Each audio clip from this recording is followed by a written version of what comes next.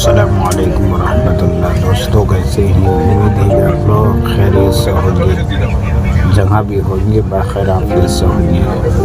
दोस्तों आज कुछ हमारा घर दिखा रहा हूँ, जो आप देख पा रहे हैं वीडियो के अंदर।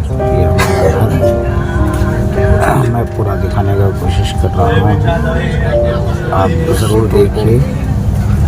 ये जो देख रहे हैं ये हमारा घर है, ये मेरी गाड़ी है, और इधर एक नई बिल्डिंग बनाने के लिए ईंट वगैरह सभी इधर रखे हुए हैं, और अभी मैं दिखाने की कोशिश कर रहा हूँ। आप मेरे वीडियो के साथ बने रहिए।